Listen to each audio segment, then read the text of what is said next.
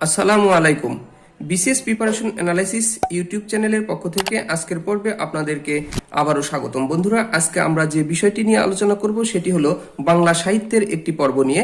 এটি অত্যন্ত গুরুত্বপূর্ণ, অর্থাৎ শুধু গুরুত্বপূর্ণই নয়, বাংলা সাহিত্যের এই যে পর্বটি আজকে আলোচনা করব, এই পর্ব ছাড়া আসলে বাংলা সাহিত্য কখনোই পরিপূর্ণতা পাবে না বা পাওয়া সম্ভব না।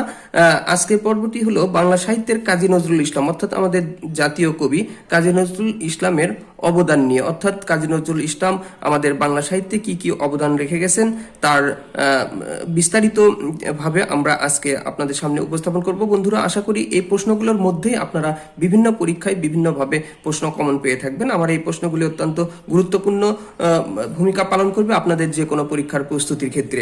বন্ধুরা, তাহলে আর কথা না বাড়িয়ে আজকের পর্বে প্রথম প্রশ্নটি শুরু করি। কাজী নজরুল ইসলাম কখন জন্মগ্রহণ করেন? কাজী নজরুল ইসলাম জন্মগ্রহণ করেন 24 মে 1899 সালে। 24 মে 1899 সালে। তবে এখানে বন্ধুরা, কাজী নজরুল ইসলামের জন্মগ্রহণ অবশ্যই বাংলা সাল অনুযায়ী যে তারিখ হয় সেটি, এবং বাংলা সাল এবং এই সাল দুইটি আমাদেরকে মনে রাখতে হবে। তাহলে বাংলায় কাজী নজরুল ইসলামের জন্ম হচ্ছে 11ই জ্যৈষ্ঠ 1300 কত সাল বন্ধুরা? 1306 বঙ্গাব্দ। কাজী নজরুল ইসলামের জন্মস্থান কোথায়? কাজী নজরুল ইসলামের জন্মস্থান বর্ধমানে। কোন কবিতা রচনার জন্য কাজী নজরুল ইসলামকে কারাদণ্ড দেওয়া হয়? কোন কবিতা রচনার কারণে কাজী নজরুল ইসলামকে কারাদণ্ড দেওয়া হয়? এটি দেওয়া হয় আনন্দময়ীর আগমনে। আনন্দময়ীর আগমনে। কাজী নজরুল ইসলামকে ভারতের কোন জাতীয় পদক দেওয়া হয়? কোন জাতীয় পদকে ভূষিত করা হয়? এটি হলো পদ্মভূষণ। পদ্মভূষণ। আমাদের পরবর্তী প্রশ্ন, কাজী নজরুল ইসলাম কবে ঢাকায় আসেন? কাজী নজরুল ইসলাম ঢাকায় কবে আসেন? 1926 সালে। 1926 সালে তিনি ঢাকায় আসেন। কাজী নজরুল ইসলামের জীবনকাল কোনটি? কাজী নজরুল ইসলামের জীবনকাল, হয়তো নিচে অপশন দিয়ে জীবনকাল দেওয়া থাকবে। এনার জীবনকাল হলো 1899 থেকে 1976 খ্রিস্টাব্দ। লেটো গানের দলে যোগদান করেছিলেন কে? লেটো গানের দলে যোগদান করেছিলেন কাজী নজরুল ইসলাম।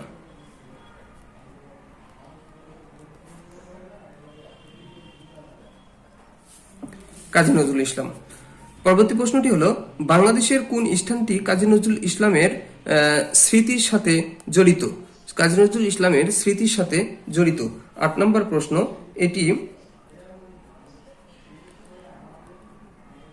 দরিরামপুর।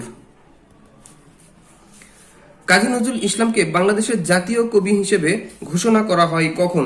কাজী নজরুল ইসলামকে বাংলাদেশের জাতীয় কবি হিসেবে ঘোষণা করা হয় 1974 সালে। ধূমকেতু কোন কবির ছদ্মনাম? ধূমকেতু কোন কবির ছদ্মনাম? কাজী নজরুল ইসলাম। কাজী নজরুল ইসলাম 21 পদক পান 1976 সালে। কাজী নজরুল ইসলাম সম্পাদিত পত্রিকার নাম কি? কাজী নজরুল ইসলাম সম্পাদিত পত্রিকার নাম ধূমকেতু। 13 নম্বর প্রশ্ন, কত বছর বয়সে কাজী নজরুল ইসলাম বাকশক্তি হারিয়ে ফেলেন? কত বছর বয়সে কাজী নজরুল ইসলাম বাকশক্তি হারিয়ে ফেলেন? 43 বছর বয়সে। 43 বছর বয়সে। কাজী নজরুল ইসলাম কখন মৃত্যুবরণ করেন? কাজী নজরুল ইসলাম মৃত্যুবরণ করেন 1976 সালের কত তারিখ বন্ধুরা? আপনাদের অবশ্যই মনে রয়েছে 29 আগস্ট। বাংলাদেশের জাতীয় কবি কে? বাংলাদেশের জাতীয় কবি কাজী নজরুল ইসলাম। কাজী নজরুল ইসলামের প্রকাশিত প্রথম কাব্যগ্রন্থ কোনটি? কাজী নজরুল ইসলামের প্রথম প্রকাশিত কাব্যগ্রন্থ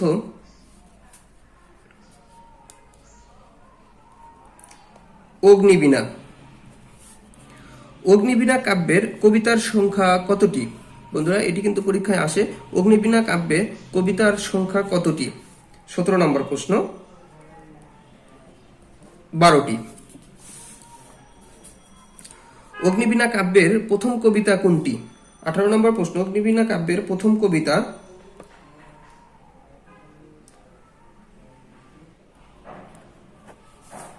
সঞ্চিতা কোন কবির কাব্য সংকলন?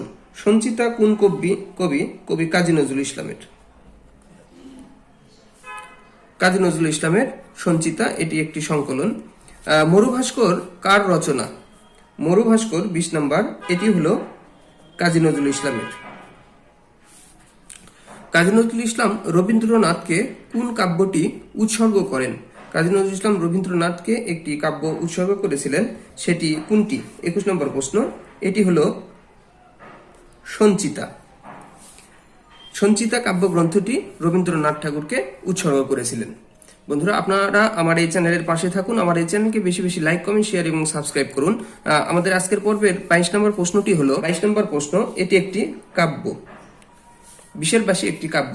ছায়ানট কাজী নজরুলের 23 নম্বর প্রশ্ন, এটি একটি কাব্যগ্রন্থ। ছায়ানট কাজী নজরুল ইসলামের একটি কাব্যগ্রন্থ। ফণিমনসা কাব্যের রচয়িতা কে? 24 নম্বর প্রশ্ন, এটি হলো কাজী নজরুল ইসলাম। নজরুলের বিখ্যাত কবিতা কোনটি? নজরুলের বিখ্যাত কবিতা কোনটি? 25 নম্বর প্রশ্ন, বিদ্রোহী।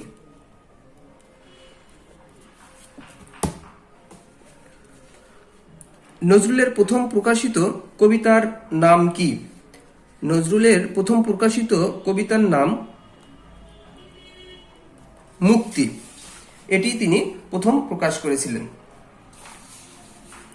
কাজী নজরুল ইসলামের বিদ্রোহী কবিতাটি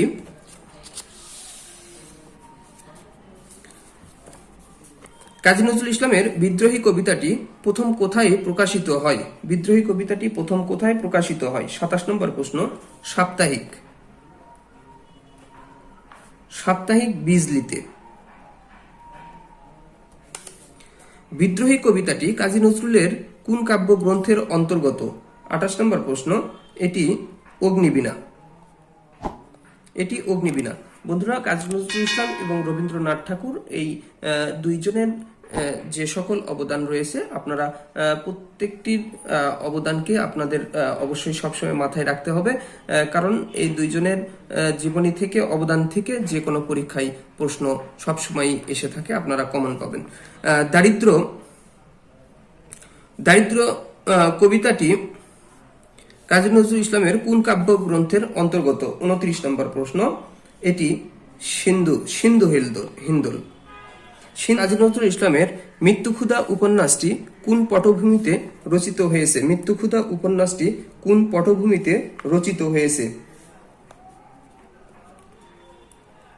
নিগৃহীত মহিলাদের পটভূমিতে এই মৃত্যুক্ষুধা উপন্যাসটি রচনা করেন। কাজী নজরুল ইসলামের রচিত পত্রোপন্যাস কোনটি? 34 নম্বর প্রশ্ন, এটি হলো বাঁধনহারা।